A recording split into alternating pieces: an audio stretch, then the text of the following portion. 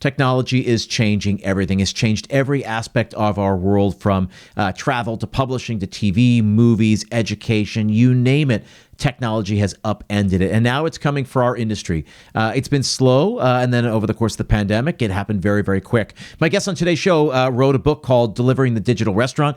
Carl and Meredith joined us on episode number 142, and they are back to talk about their follow-up book. If the first book was a 30,000-foot view, the why we got here, what's actually happening, this one is all about the how. It's very actionable. It is a playbook, which, being a coach, is music to my ears. Don't go anywhere. Tons of actionable advice on today's episode of Restaurant Strategy. There's an old saying that goes something like this: you'll only find three kinds of people in the world: those who see, those who will never see, and those who can see when shown. This is Restaurant Strategy, a podcast with answers for anyone who's looking.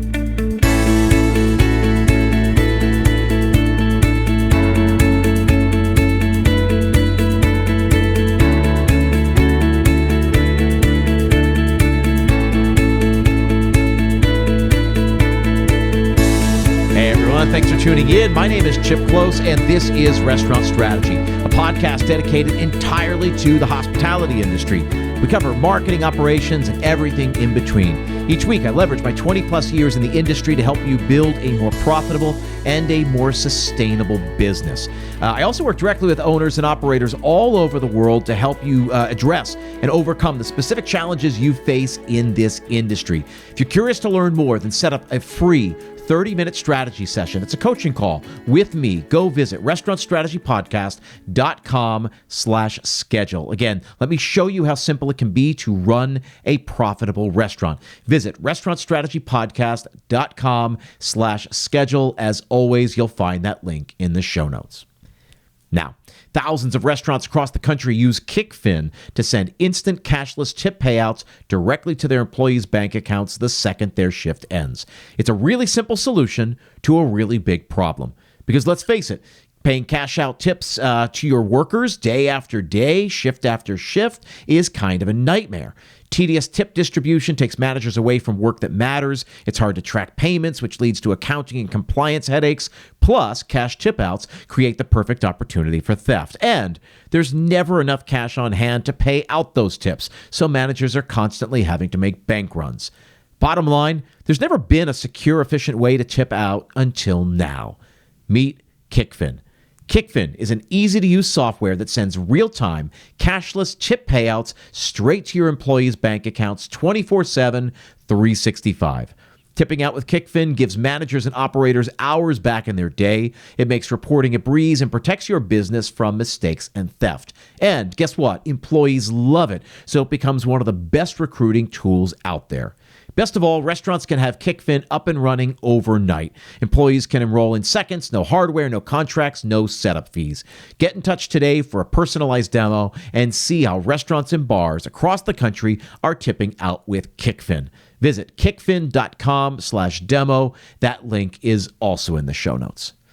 Now, as I said at the top of the show, my guests on today's episode are Carl Orsbourn and Meredith Sandland. They are back. They originally joined us on episode number 142 to talk about their first book, Delivering the Digital Restaurant.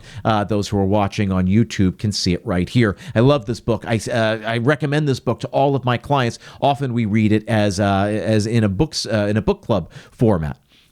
But now, Carl and Meredith are back today to talk about their newest book. I'm thrilled to talk about this again, like I said in the open. If the first book was about the what and the why, this book is all about the how. It's actionable advice for the independent operator. Carl, Meredith, welcome to the show.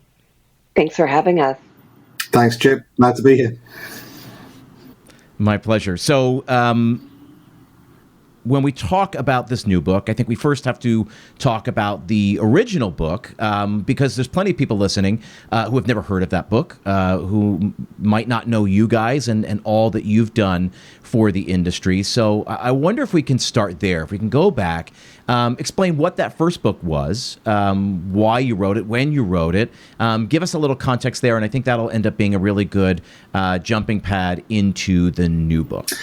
Yeah, it's it's great to be back on, Chip. Thanks again for having us. To be able to be on your show and to support the folks that you support is actually very much one of the reasons why we're writing this book, this new book. And the original book, Delivering the Digital Restaurant, was very much written for the independent restaurant in many ways. And why was that? Well, when Meredith and I were both at Kitchen United, we were speaking to restaurants, large and small, up and down the nation, about ghost kitchens in that particular example. But of course, ghost kitchens were wrapped up in the wider digital disruption that was happening in the overall environment. And restaurants are trying to figure out, what is going on here? Is this a flash in the pan? Is this something I really should take seriously? Should I let someone else figure it out and I'll come and do this 3 or 4 years down the line? And we were trying to help a lot of restaurants think about why this is something to take seriously. And actually, at that point, we said, why don't we buy them a book? Why don't we buy our clients, our prospects a book to help them understand why this is so important, why it's not the evil VCs or the tech companies making this happen. And so Meredith said to me, yeah, great idea, Carl, let's go buy some books. And I think that was the end of what Meredith thought was going to be her book conversation with Carl Orsbourn, let's put it that way. But it wasn't. It wasn't. I went onto Amazon, no such book existed. And, go a few months down the line and Meredith and I had left Kitchen United and we said to each other, well, what about that book idea? And somehow we agreed to get to write it. Now, it was actually only early on into the writing process that then the pandemic happened. And the pandemic, of course, then forced every restaurant into being a ghost kitchen. It forced a lot of restaurants to think about their digital strategy. And it forced us to speed up our writing because this became very, very pertinent, very, very important for restaurants of all shapes and sizes to figure out. And so the book very much tackles the subject of why is this serious? Why is this something you should actually look to embrace? Why it's something you should be excited about? And in that regard, what lessons can you learn from those that are doing this well already and those that have been building this for many years? We spoke to over 100 different executives, technology executives, as well as restaurant executives that are exploring this. And it was in that space that we were able to tell their story. The book's gone on to be a great success, a bestseller in a number of different countries since we first spoke, Chip. We've won a few awards. Meredith and I now talk at a number of different conferences, both here in the US and further afield. And would you believe the Romanian Restaurant Association has asked for a translated copy? So it's going to be big in Romania. I love it. But it's true. Listen, I've got it. I keep it close here. It's right here. I recommend it to all my clients. Oftentimes we do it almost as a book club because I think it's that important. And Meredith, I want to toss a question to you because when we talk about the digital restaurant or digitizing restaurants, that can feel broad. It can feel overwhelming. So talk to me about some of the ways in which a restaurant can digitize it or step into sort of the new digital world. What are some ways that restaurants are doing that successfully? Yeah, well, I think that's exactly right, Chip. And that's a lot of what led to our writing the second book, because, the first one is this very, more philosophical. Why is this important? What exactly is happening? Who's doing what? And we kept getting questions from restaurants that were like, okay, I believe, but how? Right? What should I be doing? What are the tangible things that are going to make me a digital restaurant? What actually is a digital restaurant, right? Right. And so the second book is really our response to those questions that we've been receiving from readers of the first book to talk a little bit more specifically about what actions a restaurant should take to move into this digital world. And the book opens actually with a discussion of the third-party marketplaces. I think restaurants oftentimes have a love-hate relationship with them. We are very pro the third-party marketplaces in that they are a wonderful place to be found. The chapter is called Be Found. And it's all about the incredible service that the marketplaces do of aggregating those consumer eyeballs of hungry people into one place and then using search engine algorithms to help match those hungry consumers to the foods they're looking for. So we talk a lot about that and about how to make the most of them. If you're going to be on them, how to do it well so that your ratings are good, you're getting sales out of those platforms, you're having the lowest possible chargeback rates on those platforms, things like that. So it is a great experience both for you and for your consumer, which hopefully can then lead to a lifetime relationship with them. So I want to pause right there because I want to dive a little bit deeper into that specifically, because I think this is a hot button issue, and I've felt this way about the third party delivery sites, and I couldn't put my finger on it. I couldn't articulate it until I read your book, and I said, yes, that's what I've been feeling. I couldn't articulate it. You put your finger on it so clearly. For me, it comes down to this idea of location, right? That we all know, restaurateurs listen to this will understand that you pay more for prime real estate, meaning you pay more to be where people are, right? To be in Times Square, because there are millions of people passing through Times Square every day. You pay more to be in a popular strip of shopping mall, in a popular street. I think about in New York City, Restaurant Row, right? Restaurant Row is on 46th Street. You pay more to be on that street because there's purchase intent. Hungry people go to Restaurant Row because there are a lot of restaurants and they're going to decide one of them. And in a lot of ways, we're just, in my opinion, and tell me how you guys view it, but we're just changing the definition of location. We have to be where the people are, where the hungry people are, where those people are going to get food, to find food, is just changing. And it's changed over the course of just 5 or 10 years. And certainly the pandemic pushed that along. Is that a fair way of looking at that? That's exactly right. I mean, we are singing from the same song sheet, right? And it is a Class A digital mall, right? Like, hungry consumers are going there, and that's a great place to be found. Now, there might be some restaurants will say that that's just not for me. I'm never going to be on that. I'm going to get my consumers other ways. And there are some restaurant brands for whom that works. But for most restaurants, there is a significant chunk of consumers who, when they think I'm hungry, they go to these platforms, and it's a great place to be found. It's a great place to be exposed to new consumers who maybe haven't been thinking of your brand before. And yes, you do pay more for the privilege of being in front of those consumers, but that then raises a whole host of questions around, how do you think about that expense as a marketing expense? How do you price your food on those platforms? How do you convert them to first parties? So many other follow-on questions that come from that first point. It's funny. One of the things that I talk about with my clients, I say, if we're ever doing a marketing action, we have to think of the next 3 steps in the action. Meaning, if we're going to go do a street fair, a carnival, a block party, some sort of festival, it's not enough to go bring our food, sell it, and make some money at the end of the day. I always say I want to give stuff away. I want to collect data. I want to do a giveaway at the end of the day so that I'm, maybe I serve 500 people, but I've got 2,500, email addresses in my fishbowl, for example, at the end of the day, and I think for this third party delivery, and certainly you've said it, you've outlined it in the book, and we talked about it a lot the first time you were on the show. It is a customer acquisition cost. Really thinking of that as a marketing cost, is saying, yes, I'd be willing to spend $20 to acquire a customer, but it's only worth that if you can prove or if you can track the lifetime value of that customer. And so talk about converting them from third party to first party, and then talk about how we build loyalty and longevity so that we do have a lifetime with that customer, so that we can continue to see a return on that initial investment of the commission fee that we paid to Uber Eats or DoorDash. Big question. My goodness, 2 big questions, I think. And I think this is where, we chart this path to digital maturity in the book, Chip. And the first path, obviously, is optimizing third parties. The second part of it is this idea of how do you convert those fans of your brand that have discovered your brand on a marketplace, had a great experience, and then want to come back to you.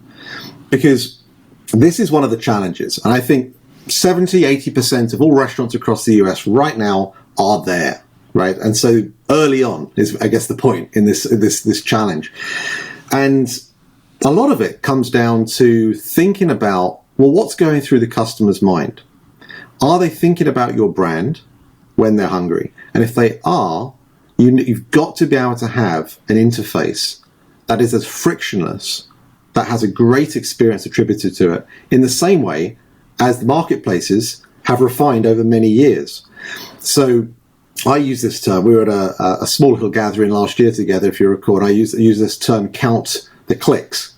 And that term really is around how many steps does it take from the moment someone has started at your digital front door, your website, your app, whatever it may be, and actually then gone through the commerce experience to the point of when they've checked out.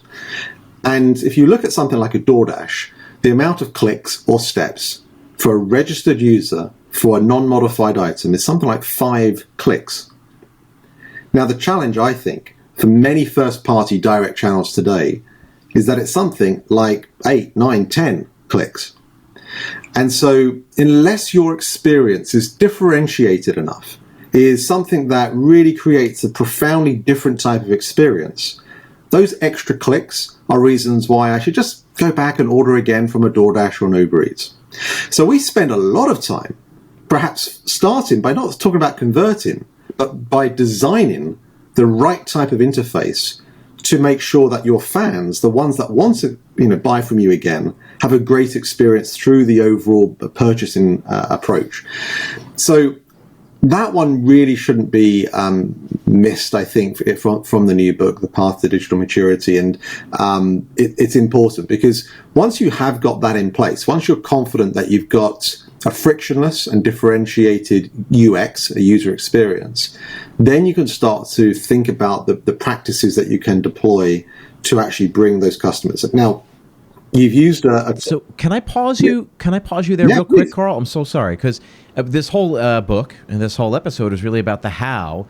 So again, I can imagine a lot of operators sitting here nodding along with you and say, yes, that's what I want, but I'm locked in by the online ordering partner that I have, either the features that my POS offers or the features that my website offers. And so what is someone to do if they say, I'm locked into sort of a clunky interface, a clunky UX?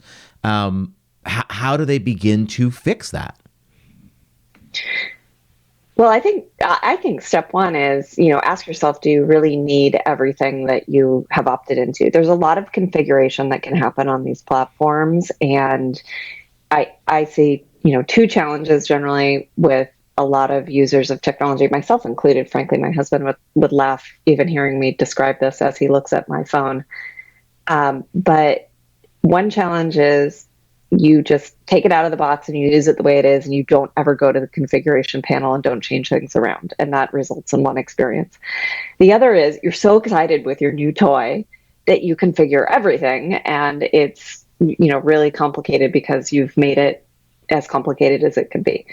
And so taking the time to say, watch YouTube videos of other restaurateurs who've done the setup on Toast or Lunchbox or whatever it is that you're using, and see their journey of going through and how they pick the settings, really, really useful. And then doing the reverse, which is going through the order experience on your platform as a consumer and noting where it is a little more difficult than maybe it needs to be. And then putting those 2 things together to try to simplify and streamline, I think, is the way that you come out with the best version of whatever it is you happen to be locked into. And then, of course, if it's truly terrible, then you should change providers.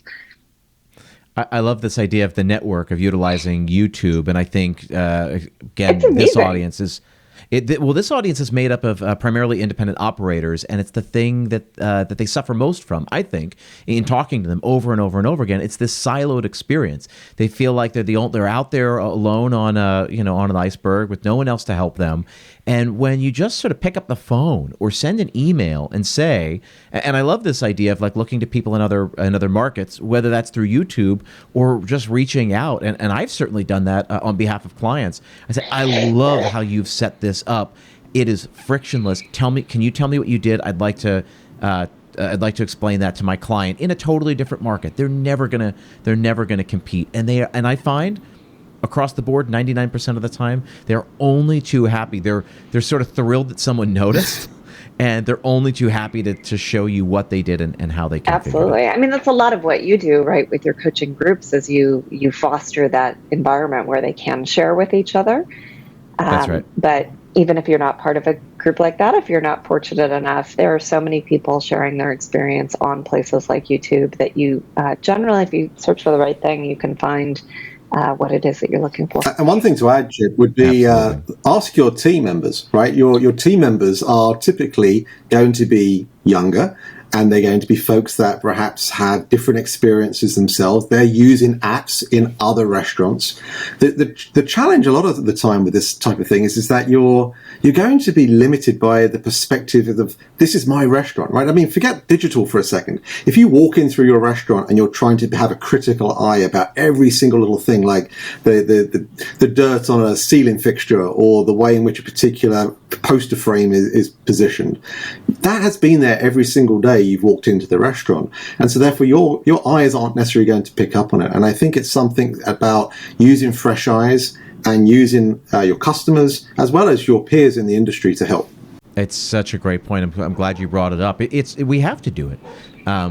We have to look at with fresh eyes. It's difficult. We lose sight of the forest for the trees, and especially now as things are changing so fast.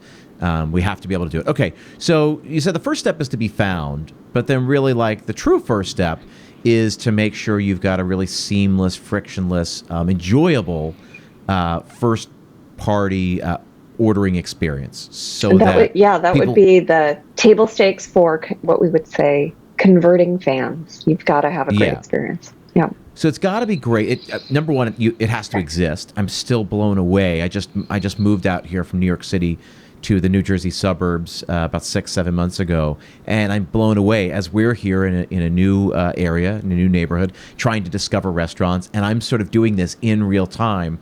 I was in Brooklyn for 8 years, New York City for 20. I knew my places. I knew where I wanted to go. I knew what I loved. But now I'm discovering everything all new and going through this and seeing in real time, just when you think that everybody's heard it, everybody's sick of hearing what we're talking about right here on the show, it's just not true. The number of people that don't have a website set up, let alone online ordering, don't have good online ordering available, don't have pictures of their items on there. So it's just not a good experience. I'm just sort of blown away. So you got to have a website, you got to have online ordering, and it's got to be really frictionless, a really fun experience. Once you have that, then you've got somewhere to take people, right? I mean, that's the idea. Then you've got someone, you can take them from third party to your really super duper first party experience. Yeah, that's exactly right. Although I would caution that a restaurateur should have realistic expectations about how many people are going to ever convert. I think, we do ourselves a disservice when we say, okay, the way to justify third-party fees is that I'm going to convert them all to first party. Well, you're not going to convert all of them, right? And, I would be curious, Chip, from your groups and your coaching clients, what percentage they think they are able to convert. But I think brand to brand, it varies, and it tends to be somewhere in the 10 to 30% range. It's certainly not 90%. That's exactly right. But I'll tell you what that translated to, because we just did this. This review with one of my clients, and they made a really big push. They didn't have online ordering at all, so we made it a priority. We made it really seamless, as good as we could make it. And what they found, we looked at about 3 months. We looked at I think it was Q3, and then we looked at January. So the data doesn't quite hook up, because Q4 was where we were setting it all up. But the bottom line was it accounted for about an extra 3 percentage points of profit at the end of the month, which Amazing. For an operator, 3 percentage points. I mean, it was like 2.8% profit. Yeah. And we looked at everything to see what was coming in on in-store versus delivery. And the delivery basically stayed the same. So we didn't lose people. We just pushed people from one place to another, a place where we weren't paying these hefty commission fees. And that accounted for about 2.5% to 3% in profit margin, which is huge when we're talking Enormous. About trying to sneak every point we can. Absolutely. Yeah, that is incredible. Mm-hmm. I mean, I'm not saying it's not worth doing. It's absolutely worth doing. I just, before restaurants say, oh, if I get this right, I'm going to get everyone over. You're not going to get everyone over. There's going to be some people who are on Dash Pass or Uber One, Grubhub Plus, who are never going to come off the platforms because that's where they order. There's going to be people who are getting, subsidized by their employer with Uber Eats credits, they're never going to come over, right? And so we have to be realistic about those people and think about those consumers in a different way, and how we drive their sales and their profitability in a different way. And then for those who are open to converting, figure out how we convert them and know that doing so is hugely valuable. It's just not going to be everybody. I think understanding that. So I want to ask another. Understanding that customer. Oh, go ahead. Sorry, Richard. Yeah, understanding that customer mindset, I think, is important. You know, just to give some substance, when we look at DoorDash's full year results, you'll have seen that they had 32 million active monthly users, but they've got 15 million DoorDash subscribers. Sorry, DashPass subscribers. And so when you have that in place, that just tells you that those customers are moving the idea of the value equation out of their mindset. But they're also using DashPass because they want the variety attributed to DoorDash. Now, when you look at the best out there, those folks that are actually getting a much larger proportion of first-party orders through their own direct platform, let's say a Chipotle, for example, why are Chipotle customers using the Chipotle app or the Chipotle interface? Well, they're doing it for things like the Chipotle lane, where you can order and you can pick up with just driving through. But they're also using it because of the interface. But they're also doing that because they want to be able to be supported by the brand. Maybe they want to be supported through the loyalty program, right? How many customers are going on to Starbucks and going on to DoorDash and Uber Eats? They're not, because they want to get their stars, right? And so there's an angle here as well about the way in which you create your value proposition. And so as we lean into this piece around converting customers from third party to first party, it depends on what type of customer you're trying to bring across. Are you trying to bring them across as a loyalty customer? Are you trying to bring them across because they're a value added customer, in the sense that they're someone that really is very much drawn to value? Or is it because you want to take that customer across and make them someone that comes and visits you more often than perhaps they would do otherwise? And it might be all of those things, but you've got to have a certain level of strategy around your approach here. Because if that's the case, then you've got to think about that mechanic, the mechanic that you think is going to be able to convert those customers across from that third party to first party, and start then communicating that in an appropriate manner. And so how do you communicate that? Well, that then is very much about this, and we bring this term up again in the second book, A/B testing. Trying different tactics. Different tactics will work in different restaurants, sometimes in different times of day, sometimes through different providers. But it may well be a leaflet in the bag. It might be a leaflet on the outside of the bag. It might be the bag. It might be various different ways in which you can communicate through the local market, using local store marketing. We still shout about flyers. Flyers still are very effective if you want to be able to do that. But the point is that you have to have a mechanic first that you think is going to convert folks across, and then you need to try different mediums. And then the actual coupon code, or something that's going to drive that level of interest into your first party channel, that's got to be something you track and trace. Don't just let that just fall out there. That data point of what's working is really, really important. Now, POPMENU has reimagined the restaurant. They're breaking the mold of the menu, taking the kitchen doors off the hinges, and serving up their most comprehensive technology solution yet, POPMENU Max. It comes with the previous ingredients that we've mentioned here on this podcast, right? Websites designed with SEO, marketing tools to keep you top of mind with guests, and of course, the patented interactive menu technology. This new recipe brings automated phone answering, third-party online order aggregation, waitlisting, and more to the table. POPMENU's phone answering technology, for example, has your ringing phones covered. With artificial intelligence, the simple questions that used to keep your phone line tied up can now be handled without pulling a staff member from your in-person hospitality. No more missed reservations, no more asking for your hours or missed revenue, and that's just the beginning. You have a passion for food, POPMENU has a passion for technology. Together, it's a recipe for restaurant success.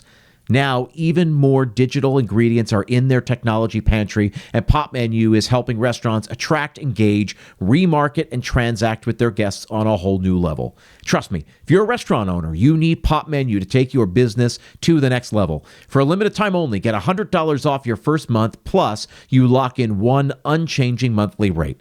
Go to popmenu.com/restaurant strategy to claim this offer. Again, that's $100 off your first month at popmenu.com/restaurant strategy.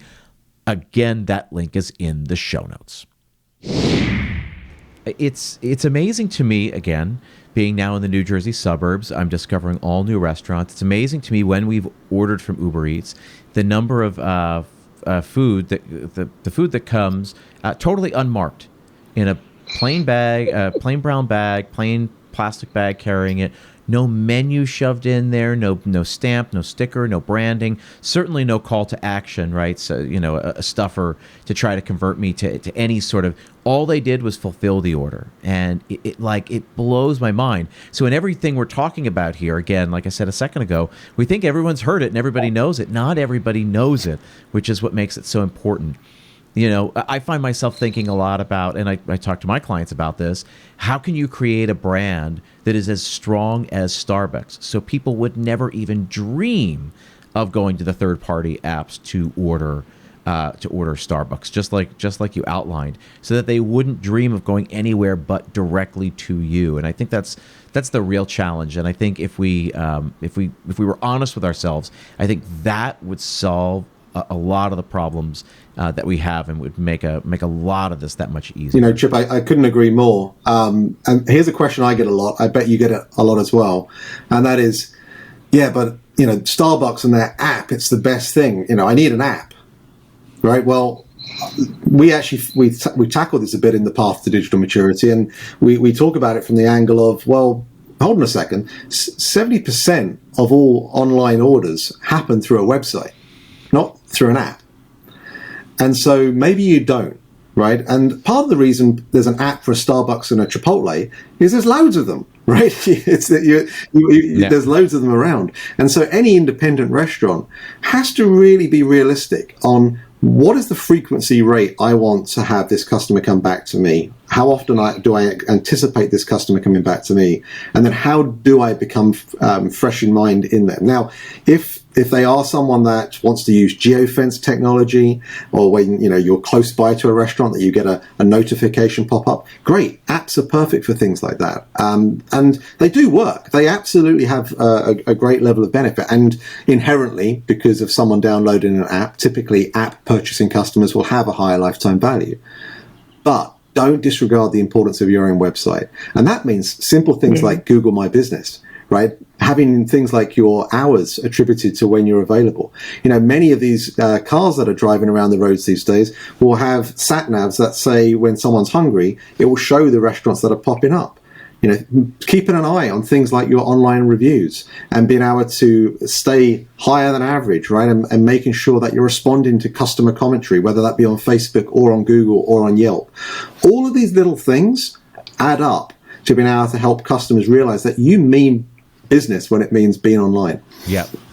So when we talk about, we've spent a lot of time talking about sort of takeout and delivery, and maybe that's where a big thrust of this is for. But I wonder if we could talk, before we go any further and talk about some of the other stuff in the book, which I want to get to, I want to talk about the other ways that restaurants are digitizing and should be digitizing and will be just sort of inevitable within the coming years. What other ways besides what we've covered so far? Yeah, well, I strongly believe that there's going to be a lot of digitization and automation that happen in the back of house. We talked about this as one of the big tech trends for even 2023 in our Nation's Restaurant News Speaker Box article. And I think it's happening finally in the US, in other countries where they're probably further ahead, where labor costs are very expensive. You think of somewhere like Japan. And it's finally happening in the US because we are reaching a point where labor costs are so expensive and labor is so difficult to get that I think we're all starting to think, there's got to be a better way as an industry. And at the same time, the costs of technology are coming down. And so when those two things intersect, cost of technology comes down, cost of labor goes up, all of a sudden it makes more sense to try to make the labor more productive using technology. And Carl and I often say, we don't need to go full robot to have automation in the kitchen. Software automates a lot of things and makes employees more productive. You might have something like a smart oven, which, certainly isn't a robot, but it adds a lot of productivity to what an individual employee is able to get done in the kitchen. And so we've seen a lot of articles come out this year about restaurant chains replacing their grills, updating their ovens, doing these seemingly small changes to their equipment packages that make a really big impact on employee productivity. So I think that is a very big trend. And we end the book talking about the emergence of what we believe will be the next category in restaurants. So if you think about fast food is a category, casual dining is a category, fast casual is a category. What is the next thing that comes? And we think it's a digitally native restaurant. And by that, we mean one that is fully optimized for off-premise consumption, uses a lot of electric cooking methodologies, electricity being a precondition for automation, integrating directly into the software that is operating that restaurant, almost like a restaurant operating system. That will be a more holistic piece of technology that sort of runs A to Z through the restaurant instead of having lots of little bits and pieces, which has been what's been going on for the last few years during this incredibly innovative time. We've seen all of these new technologies come out, and they're starting to consolidate into systems. I think we'll see more of that as well. Yeah, I agree. I love that. Carl, anything you'd add to that, sort of other ways that restaurants are digitizing or should be digitizing beyond just sort of the delivery model and sort of how people order and get their food? Yes. Well, I love Meredith's answer there. I think that's right. And I particularly like this line that we do frequently use, don't go full robot. I love that. But let's answer this question that we touched on very early on, which is, what is a digital restaurant? Right? And we'll tell you what we put in the book. And we say it's about being where your customers are. And so what does that mean? Well, of course, sometimes your customers are at home and they want food delivered. But sometimes they're on the road. And so they might want a great experience from a drive-through experience, or maybe they want to have some kind of experience whereby they can pick up easily. But there are also a large amount of customers, as we increasingly are seeing, that are going back to dining, which is great. And so technology like pay at table, right, that is something that has to move beyond the PDF. It has to move beyond the PDF. If you have a PDF menu and people are scanning a QR code right now and you're thinking, great, I don't have to pay out for paper printing costs anymore, you're making a mistake. You're making a mistake. And let me tell you why. The reason you're making a mistake is that you're missing an opportunity to build that customer into your funnel. Much like we were just talking about your first party conversion and then coming in and being able to help understand who they are. That customer that comes in and pays at table, who then perhaps can join your loyalty program as well by just saving credit card information, for example, for future use, can then perhaps be, only a few days later, someone that does want delivery. They've gone on from date night on a Saturday night, and now they're coming back from work late a few days later, and they're actually able to order delivery because they haven't got time to cook. It's a different use occasion. Now, that's really important. And, again, in the book, we talk about things like virtual brands. And of course, you'll recall that from the original book where we explain the concept of virtual brands. But in this one, we talk about how do you think about the right type of virtual brand for you? What is the right strategy for you? But just to go back as to why this is so important, well, virtual brands also are a way of being able to occupy digital shelf space, right? You were talking about the real estate piece earlier. Having another brand represented on a marketplace or through your first party is a way to have digital shelf space.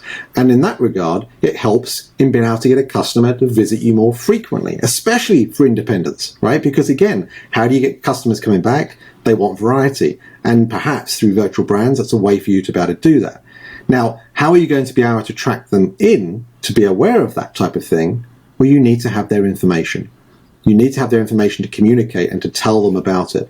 And so, again, when you've got pay-at-table customers and you're able to start accumulating that information from probably the biggest channel in your business, you're creating a much larger funnel, which is giving you a greater opportunity to be able to have a longer level of lifetime value, and certainly something that is going to create your guests to have a better experience overall.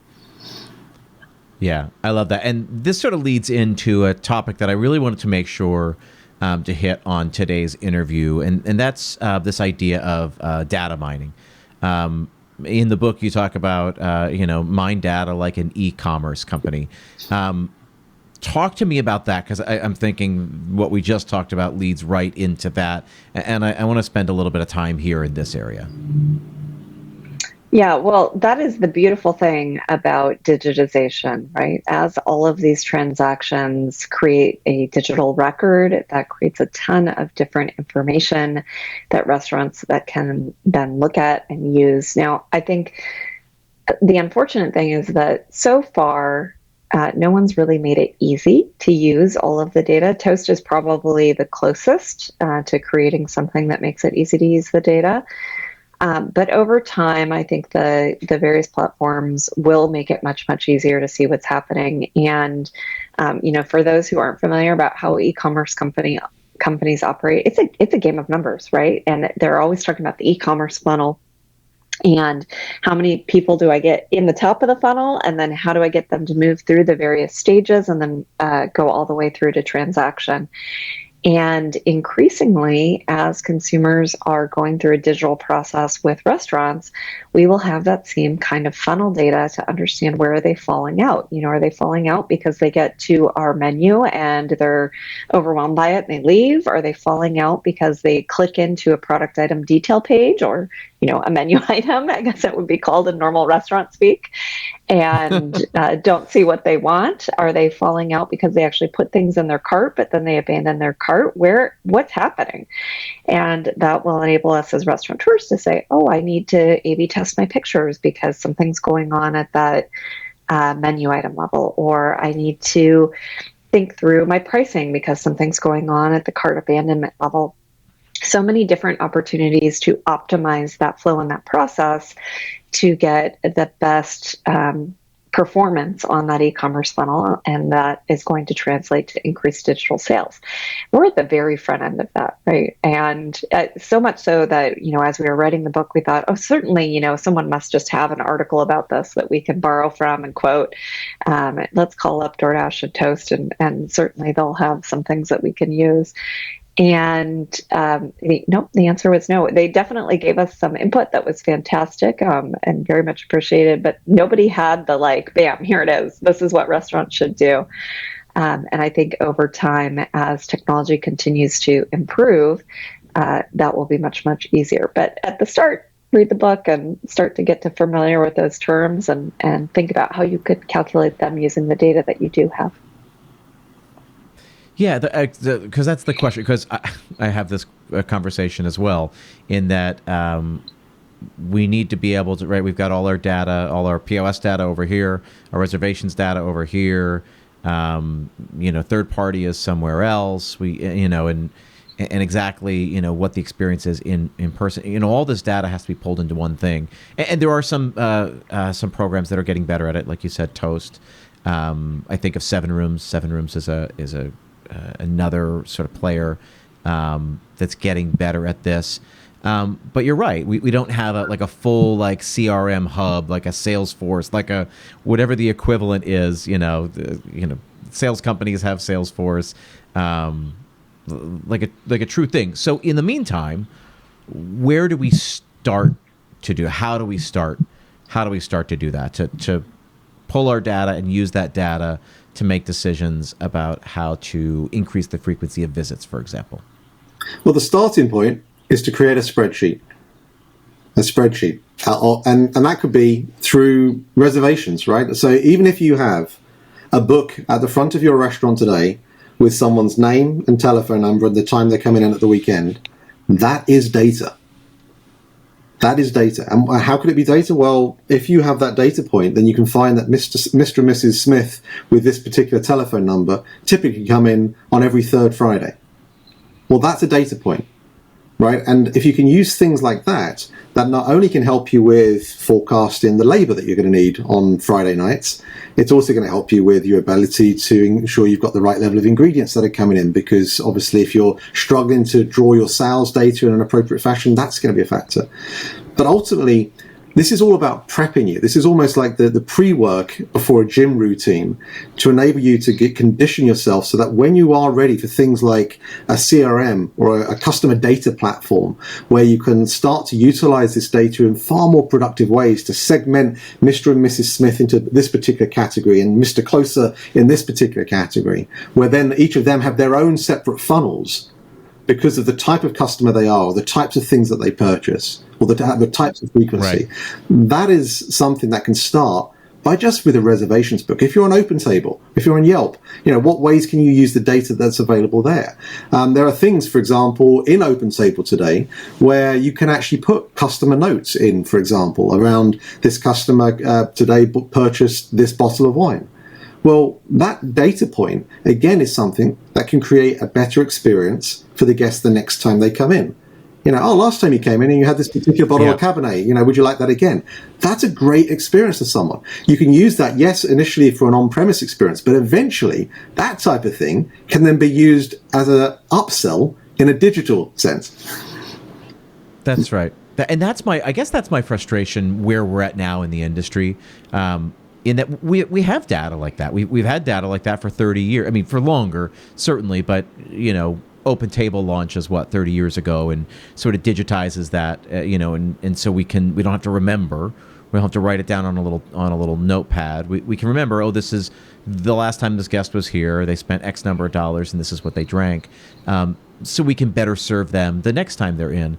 But we need to be able to find better ways to use that data to get them to come in the next time. And this is what I find myself wishing for more and more. I spent some time marketing for the fitness industry, for yoga studios and fitness studios, and this is something they do really, really well. There are programs like Axel or LoyalSnap or FitGrid that plug into the big player in fitness studios is MindBody. And so these are programs that plug right in there that you can build all kinds of nurture sequences and funnels and based on their habits and what sort of actions they take. So first time visit, they get put into this sequence. And when the sequence works, that sequence is trying to sell them a 3-pack of classes. When they purchase the 3-pack, then they're thrown into a different sequence, maybe to try and get them to be full-time members. When they fall out of that, they go into another funnel. Like, people are always put in one funnel or the other because we're always trying to nurture them into sort of the desired behavior. And I've talked to some people in that space. I said, come over, build something for restaurants, because it's exactly what we need. It's just basic. Yeah, it's basic if-then algorithms. If they take this action, then show them this communication strategy. Yeah, if they don't, then show them this. For whatever reason, restaurants are very early in the development of what I call MarTech, right? So in e-commerce or something like what you're describing in fitness, MarTech is very advanced. There are all kinds of companies out there who have optimized this or that aspect of how you either bring in new customers or remarket to them once you have their data. And restaurants, I think, are pretty early in that. And instead, what you see is big chains who have the money developing their own internal sequences. And then all of the smaller independents, for some reason, that hasn't really become a common thing. I think that is definitely the next frontier. And I think it all has to do with ROI, and it's something that everybody loves to say, but nobody loves to actually track. ROI is return on investment, which begs the question, what are you investing? What are you putting in? And what's the expected return? We all do this with our retirement accounts. We all do this with our kids' college accounts. But if we knew that we could get a certain result, would you be willing to invest $1,000 in this program if I could show you that over the course of the month, that $1,000 would turn into $10,000? which there is software out there that has those kind of metrics, and still people, I think, feel I don't know, reticent of it for whatever reason, or they don't have the time to do it. I think it's just so new, right? We're turning restaurant economics on its head. I think everyone's used to thinking of four-wall economics as the way that you judge a restaurant, thinking of the P&L as a series of percentages, thinking of marketing as a percentage cost that you have to reinvest, percent of total sales. And that's just kind of how the restaurant industry has been. And so to turn it on its head and say, no, we're going to measure the individual productivity of an individual ad. We're going to measure the lifetime value of an individual consumer. That is such a different way of thinking about restaurant economics from how we all grew up, right? So it's going to take time for us to, first of all, adapt to that way of thinking and then learn it and then learn to apply it consistently. But then also, fundamentally, a restaurant still is four walls, right? That box still has to be profitable in a four-wall sense. And so we need to do the work to connect that new way of thinking about an individual ad or an individual consumer back to the productivity of those four walls. I love it, guys. We're winding down on our time together, so I wonder if we can bounce through. So the book is, again, meant to be a how-to guide. It is out now.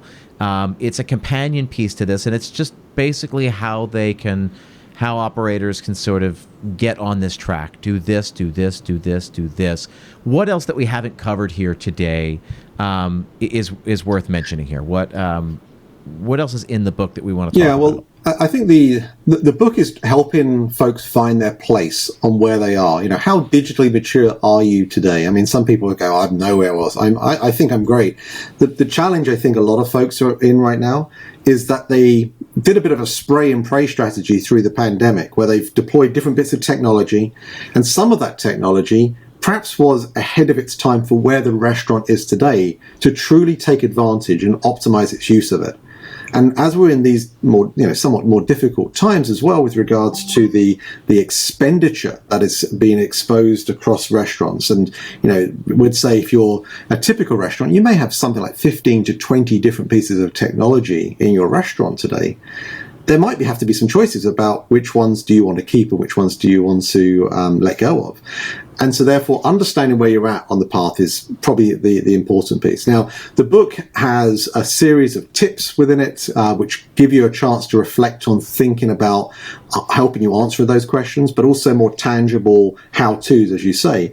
And at the end of each chapter, Chip, there is a worksheet, which again is encouraging folks to be a bit reflective. You're going to love it as a coach. You're going to think it's great, hopefully. But for us, it's helping chart a path. And hopefully by the end of the book, a restaurant is going to be able to say, where do I want to get?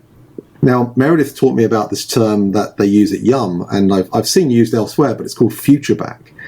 And I think the idea of future back is to say, where do you want to be in the future? And then work your way back and then start moving towards that eventual goal.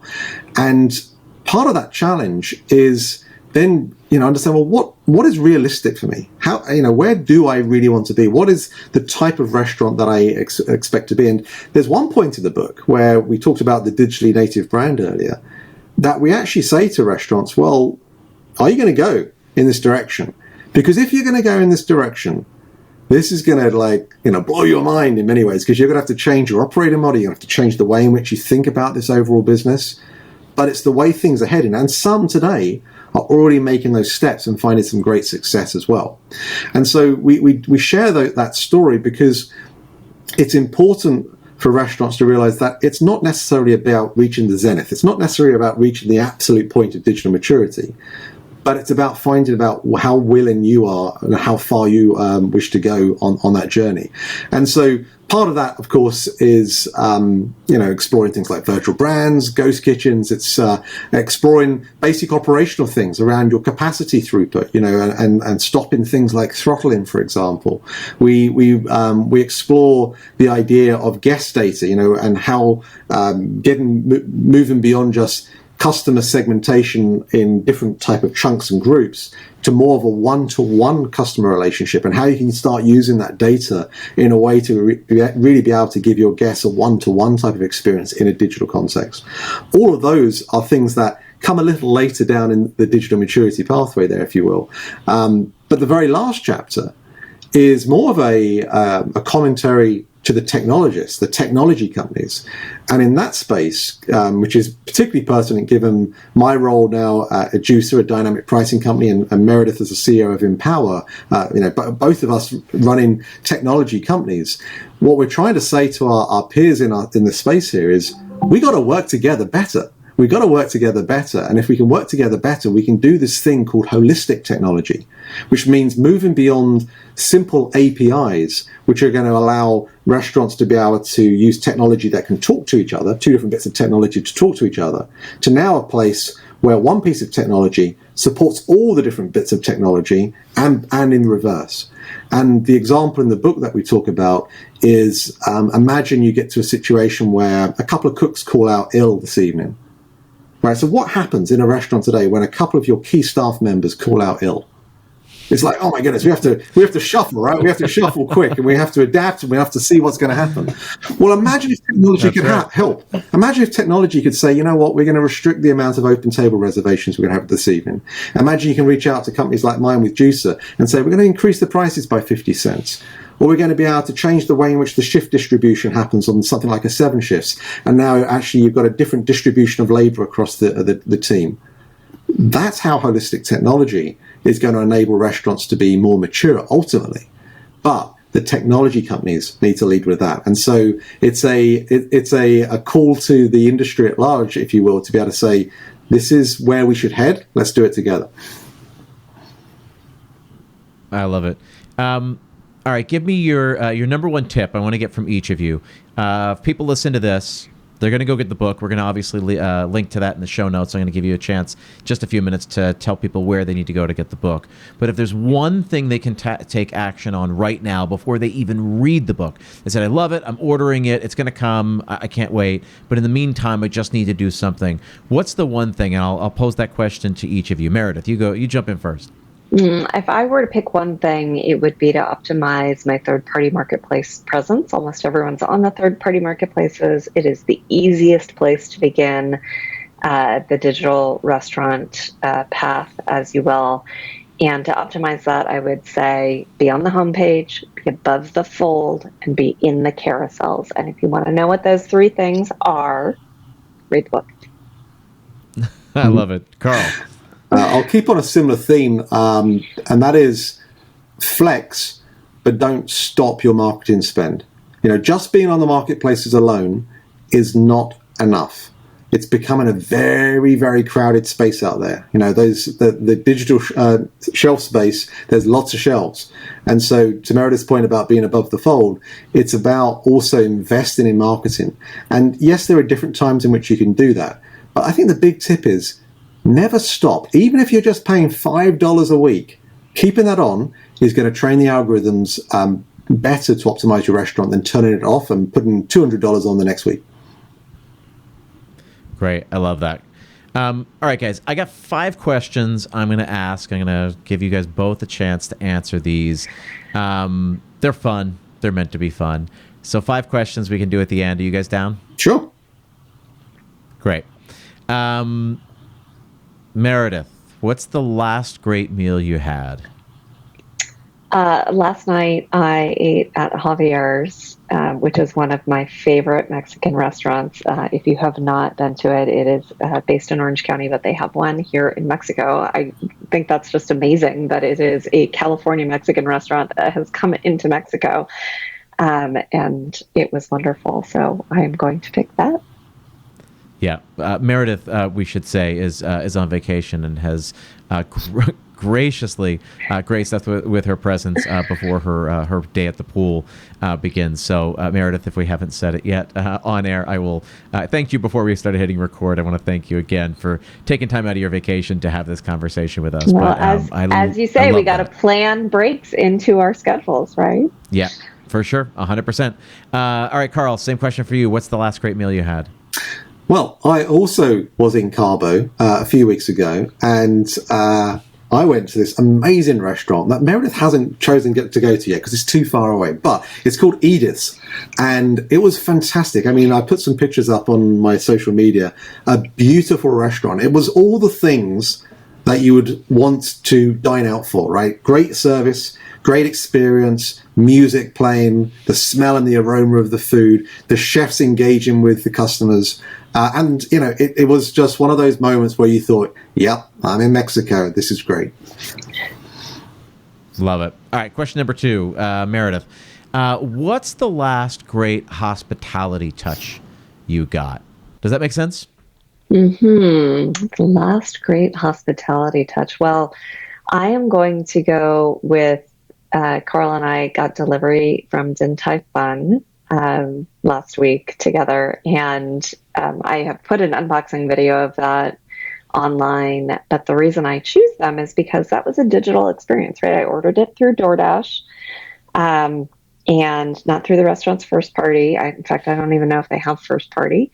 It was delivered by a DoorDash driver, and yet it was a hospitality experience from Din Tai Fung, and it was because of the way in which they assemble their packaging. It's so beautiful. You almost feel like you're at the restaurant, even though you're eating it at home. I love it. I love it. Carl, same question for you. What's the last great hospitality touch you've had? This is a real subtle and simple one. Order accuracy is a major challenge when it comes to delivery. I love it when someone signs their name and says, enjoy your meal, on the chit or on the receipt in some way. And so when I ordered delivery a few nights ago, had this nice little note saying, enjoy your meal, Rachel, right? And that is a little bit of service. It's something different. It makes it a little bit more human. Isn't it amazing how little, and I'm always amazed at this. I talk about this a lot with the staffs at restaurants when I go in there. It takes so little to impress people anymore. It takes so little to show that we're engaged and present and that we care, as evidenced by that, right? Just signing their name. I love that. All right, question number 3. If a genie came down and granted you just one wish as it relates to our industry, what would it be? So, Meredith, what would you wish for? One wish for our industry. I am really excited to see the future of restaurants. You know, consumers have opted more and more for prepared meals from restaurants as opposed to spending their money on grocery, which I think reflects a whole host of trends going on with the consumer. And I think that restaurants are just going to continue to innovate to make that better and better and better. And as I said, right now we're in this phase of massive innovation and frankly experimentation. And it's not totally clear yet what exactly that next winning category is going to be, but I can't wait to see it when it emerges. Excellent. Carl, we get one wish. What do you want to wish for the genie? All right. I have not been sponsored by Chip Closer in this answer.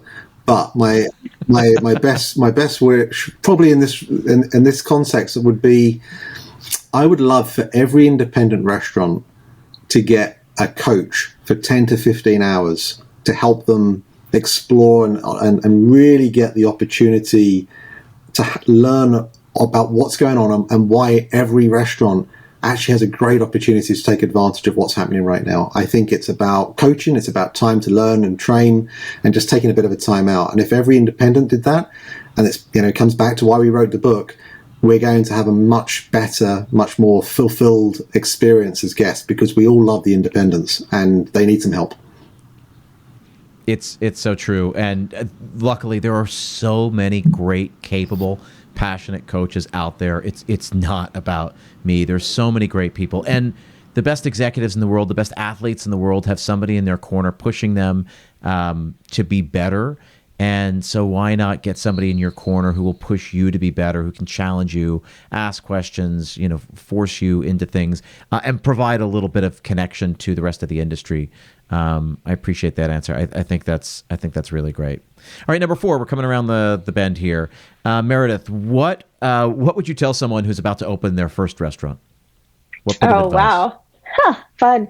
I think I would suggest really using these new digital tools to kind of test the brand before you put it out there. So whether that is literally just putting up fake websites, testing to see what kind of traction you get with different names or pictures or things like that, maybe going into a ghost kitchen to serve before you start, because it can be a really big investment to open a new restaurant, especially if you want to do dine in and make it beautiful. And I would think through, are there kind of asset light ways of testing that before you go all in on a $4 million build out? I love that. Carl. Differentiate yourself. There's a lot of the same stuff out there. And if you're a little different, and that's not just about the food, it's about the experience, it's about the digital experience, you're going to be able to stand out from the rest. I love it. Music to my ears. All right, last question.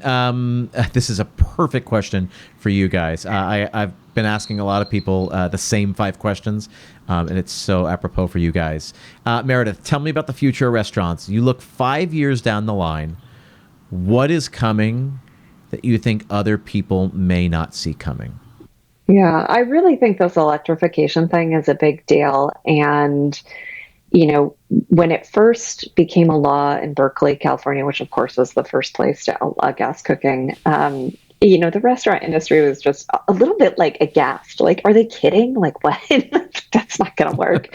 And in the meantime, sous vide has really come into its own. Think about all these smart ovens coming into their own and able to replicate in a lot of ways the flavors that we love from the more complex gas cooking methods. And I think that we're really going to trend that way. And why are we going to trend that way?